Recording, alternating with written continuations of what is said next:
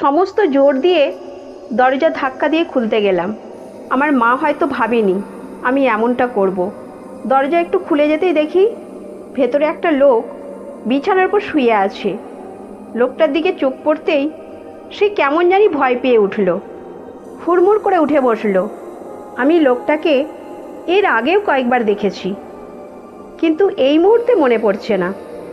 আমি অবিশ্বাসের চোখ দিয়ে মায়ের দিকে তাকালাম। চোখের সামনে ভেসে আসতে লাগলো প্রায় 5 বছর আগে সবার অগোচরে ঘটা সেই ভয়ঙ্কর ঘটনাটা, যেটা সাক্ষী ছিলাম আমি, আমার মা আর একজন। যে ঘটনার ছবলে আজকে আমার এই অবস্থা। ক্লাস 7-এ ফাইনাল পরীক্ষার পরে আমি তখন মায়ের সাথে নানুর বাড়িতে বেড়াতে গিয়েছিলাম। আমি সবার খুব আদরের ছিলাম।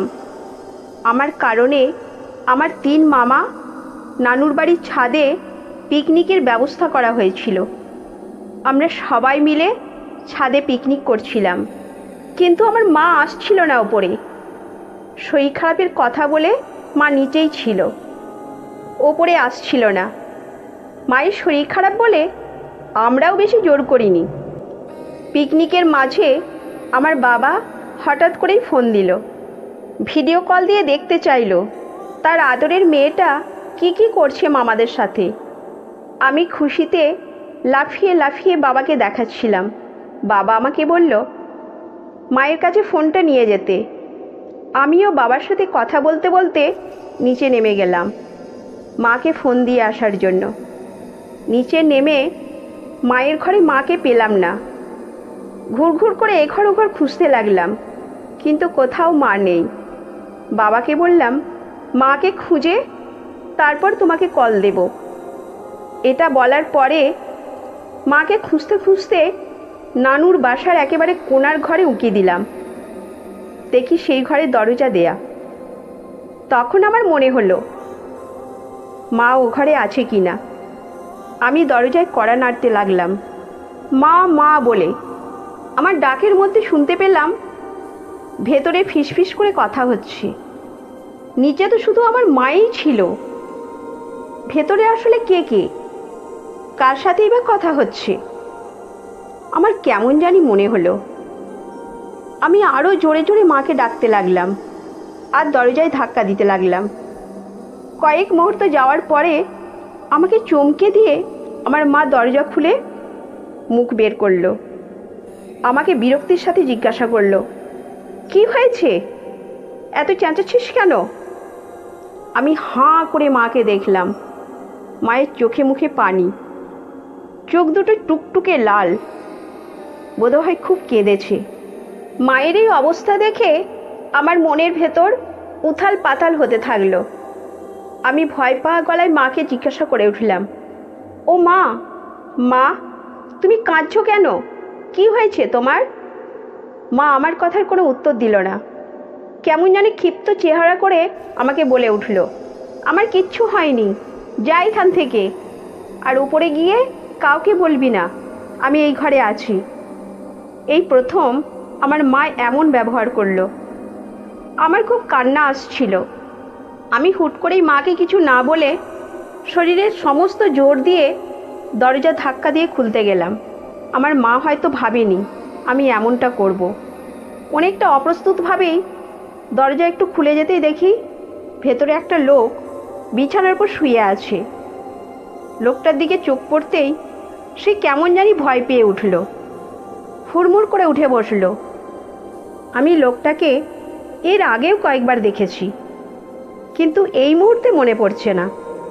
আমি অবিশ্বাসের চোখ দিয়ে মায়ের দিকে তাকালাম। মা আমার দিকে হাঁ করে তাকিয়ে আছে। আমি চিৎকার করে কেঁদে উঠলাম, লোকটা কে, লোকটা কে? মার সাথে সাথে আমার মুখে হাত চেপে ধরল আর লোকটাকে কাঁপা গলায় বলল, তুমি এক্ষুনি বের হয়ে যাও শাহিন। এই কথা বলতেই ঘরের ভেতরে থাকা পেছন সাইডের দরজা দিয়ে লোকটা চোরের মতন পালিয়ে গেল। আমি পানি ভর্তি চোখ নিয়ে সব দেখছি, এতটুকু নড়াচড়া করতে চাইলাম না। আমার মায়ের সাথে লোকটার কী সম্পর্ক? কেন আমার মা এমন করছে? নানান প্রশ্নে আমি জর্জরিত। লোকটা চলে যেতেই আমার মা আমার মুখ থেকে হাত সরিয়ে নিল। আমি ভয়ে কান্না করে উঠলাম। মা সাথে সাথে ঘরের দরজা দিয়ে আমার কাছে আসলো। আমি থপ করে মেঝেতে বসে পড়লাম। আমার পুরো দুনিয়া ঘুরছে আমার সামনে। মা আমার পায়ের কাছে এসে বসতেই আমি চিৎকার দিয়ে উঠলাম, লোকটা কে? এই ঘরে কেন তোমার সাথে ছিল সে? মা শঙ্কিত মুখে আমার দিকে তাকালো। মায়ের চোখ দিয়ে অনবরত পানি পড়ছে, মাথাটা একেবারে নিচু করা, ঠিক একটা অপরাধীর মতন। মা অঝরে কেঁদে উঠল। আমাকে বলল, আমি সব বলবো, তুই আমাকে ভুল বুঝিস না। এই কথাটা শুনে আমি কেমন জানি খুব রেগে গেলাম। আমি চিৎকার দিয়ে উঠলাম, লোকটা কে? আমাকে শুধু এটুকু বলো। মা আমাকে দেখে উত্তর দিতে পারছিল না। আমি অসহায়ের মতো কাঁদছি। মা আমাকে কি উত্তর দেবে? আমার যা বোঝার আমি বুঝে নিয়েছি। ঠিক সেই সময় ঘরের দরজার কড়া নাড়ার আওয়াজ হলো। বাইরে থেকে শোনা গেল আমার ছোট মামা অনবরত আমাকে আর মাকে ডাকছে। আমার দম বন্ধ হয়ে যেতে লাগলো। আমি হুট করেই উঠে এক দৌড় দিয়ে দরজা খুলে মামাকে ধাক্কা দিয়েই ঘরের বাইরে বের হয়ে গিয়েছিলাম। আমি কাঁদতে কাঁদতে খালি পায়ে বাসার বাইরে বের হয়ে গিয়েছিলাম। রাস্তার ওপরে বসে হাউমাউ করে কেঁদেছিলাম। আমাকে খুঁজে বের করেছিল আমার ছোট মামা। ততক্ষণে আমার কান্না শুকিয়ে মনের ভেতর প্রচণ্ড ক্ষোভ আর অবিশ্বাস জন্ম নিয়েছিল। আমি বাসায় ফিরে কারোর সাথে কিছু বলিনি, শুধু বলেছিলাম আমি আমার বাবার কাছে যাব। অবস্থা এমন করে ফেলেছিলাম যে আমাকে একবেলার ভেতরেই আমার বাবার কাছে নিয়ে যাওয়া হয়েছিল। ওই ঘটনার পর থেকে আমার মা অনেকবার চেষ্টা করেছিল আমার সাথে ওটা নিয়ে কথা বলতে, কিন্তু আমি তাকে কোনোদিন সেই সুযোগটা দিইনি।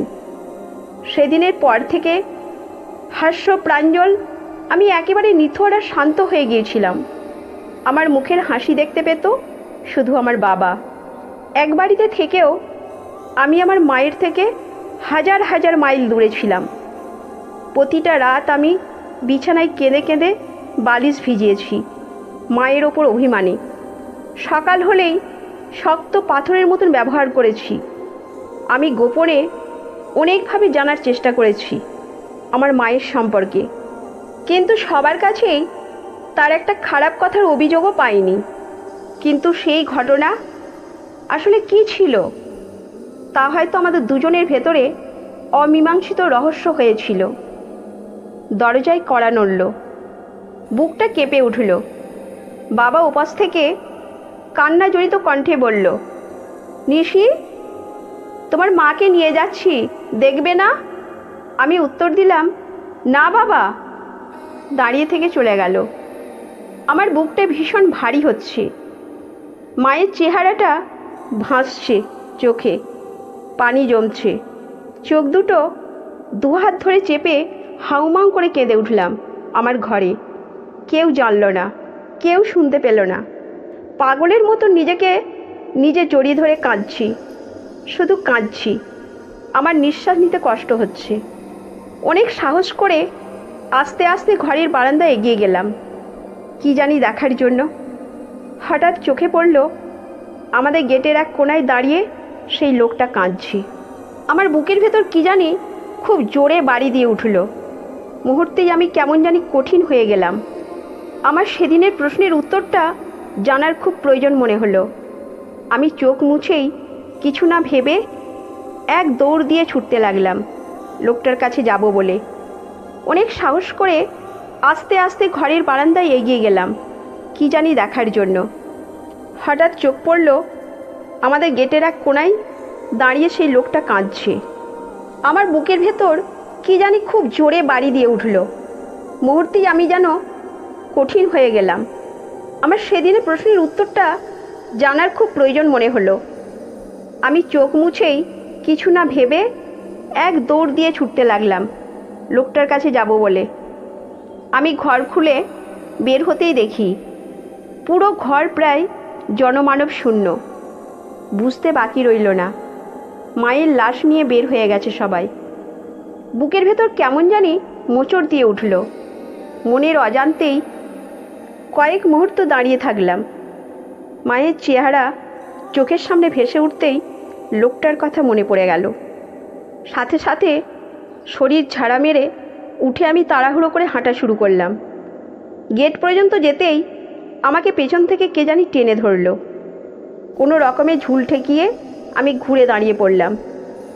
কিছু বুঝে ওঠার আগেই আমার নানু আমাকে জড়িয়ে ধরে কান্না করা শুরু করে দিয়ে বলতে লাগলো, তুই বের হয়েছিস নানা ভাই, তুই ভেঙে পড়িস না, আমরা সবাই আছি তোর সাথে। আমি নানুর বুকের ভেতর স্থির হয়ে দাঁড়িয়ে থাকলাম ঠিকই, কিন্তু আমার মনের ভেতর প্রচণ্ড অস্থিরতা কাজ করছে লোকটাকে নিয়ে।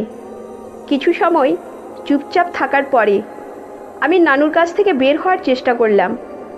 নানু না বুঝেই আমাকে আরও শক্ত করে জড়িয়ে ধরল। এর ভেতর হঠাৎ করেই কে জানি নানুকে ডেকে উঠল কান্না ভরা কণ্ঠে, খালাম্মা। নানু আমাকে সাথে সাথে তার বুক থেকে সরিয়ে দিল। আমিও ডাক দিয়া মানুষটাকে দেখার জন্য ঘুরে তাকাতেই আমার বুকের ভেতর কী জানি সজোরে বাড়ি দিল। আমার চোখ জোড়া বিস্ময়ে বড় বড় হয়ে গেল। এই তো সেই লোকটা। আমি এই লোকটার চেহারা খুব ভালোভাবে চিনি। এতদিন হয়েছে তবুও আমি মানুষটাকে চেহারা ভুলিনি। সেদিনের মতোই পুরোটা স্পষ্ট। লোকটাও হতবাক দৃষ্টিতে তাকিয়ে আছে আমার দিকে। তার চোখ দুটো খুব লাল এবং প্রচণ্ড ফোলা। সাথে সাথে তার মুখে কিসের জানি শঙ্কা। যাকে একদিন খুব গোপনে একবার দেখেছিলাম, তাকে আজকের মতন দিনে প্রকাশ্যে দেখি আমি। খানিক আগেও ছুটে বের হওয়া মানুষটা একেবারে রোবটের মতন শক্ত হয়ে দাঁড়িয়ে থাকলাম। আমার নানু হঠাৎ করেই তার কাছে ছুটে গেলেন, গিয়ে লোকটার হাত ধরে ফেলল আর ডুকরে কেঁদে উঠল, শাহিন রে, দেখ না কি থেকে কি হয়ে গেল। লোকটা আমার দিক থেকে চোখ সরিয়েই নানুর হাত জোড়া ধরে নিয়ে কান্না শুরু করে দিল। আমি অবিশ্বাস্য চোখে তাকিয়ে আছি। ইস, কি কান্না! কত বড় ধোঁকাবাজ, নির্লজ্জ! কেমন জানি ঘৃণা করে উঠল আমার মনে। সব কিছু ভাসছে আমার চোখে।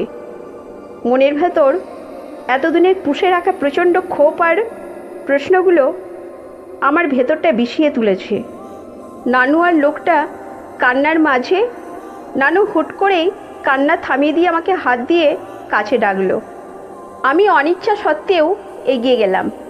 লোকটার সামনে যেতেই আমার নানু লোকটাকে বলল, এই দেখো শাহিন, এটা নিশির একমাত্র মেয়ে।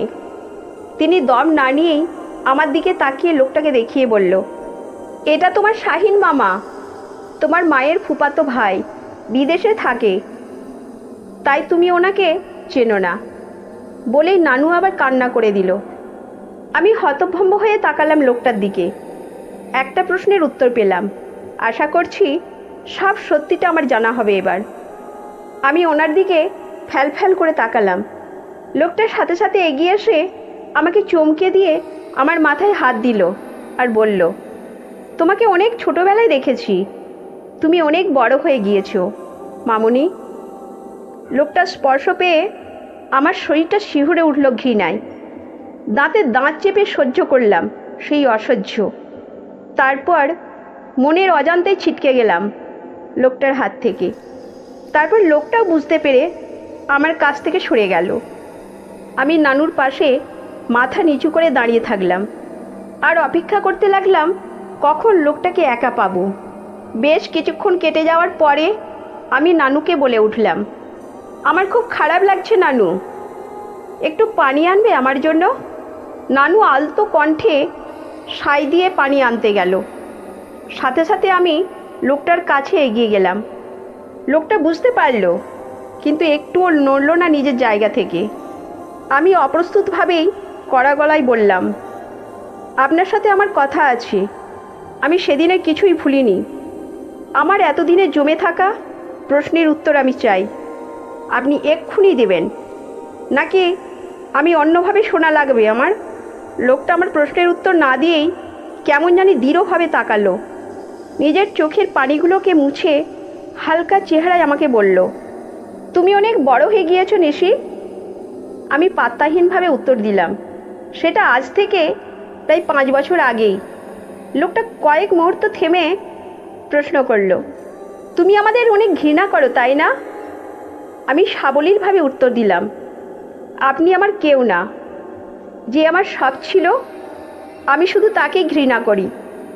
লোকটা হতবাক চোখে আমার দিকে তাকিয়ে থেকে একটা ভারী নিঃশ্বাস ছাড়ল আর বলল, আগামীকাল আমার বাসায় এসো, আমি ওখানে তোমার প্রশ্নের উত্তর সব দেব।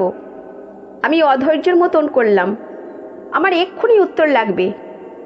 এতটা ধৈর্য আমার আর বেঁচে নেই যে আমি কাল পর্যন্ত অপেক্ষা করব। লোকটা খুব দৃঢ় কণ্ঠে বলে উঠল, আমি জানি তোমার ধারণ ক্ষমতার থেকেও বেশি আছে ধৈর্য। আমি লোকটার মুখের দিকে তাকিয়ে অবাক হলাম। লোকটা আমাকে বলল, আমি এখন চলে যাচ্ছি। আমার উপস্থিতি হয়তো তোমাকে আরও যন্ত্রণা দেবে। কাল সারাদিনে যে কোনো সময় এসো, আমি তোমার জন্য অপেক্ষা করব। যে আবছা সত্য নিয়ে তুমি এতদিন ছিলে, তার থেকেও বড় সত্য জানার জন্য প্রস্তুত হয়ে থেকো। আর আমার কাছে আসার আগে পর্যন্ত যতটা সময় পারো তোমার বাবার কাছে থেকেও। হয়তো কালকের পরে তোমার বাবাও আর তোমার না থাকে। লোকটা এক নাগাড়ে কথাগুলো বলেই চলে গেল। আমি তার কথাগুলো ঘোরে এতটাই থাকলাম যে টেরেই পেলাম না সে কখন চলে গেল।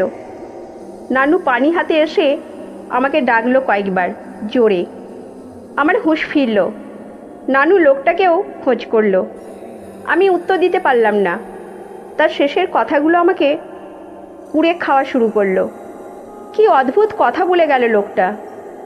আমি হঠাৎ করেই নানুকে প্রশ্ন করে বসলাম, আচ্ছা নানু, এই লোকটা কি আমার মায়ের অনেক ঘনিষ্ঠ ছিল? নানু চোখ বড় বড় করে বিস্ময়ে আমার দিকে তাকালো।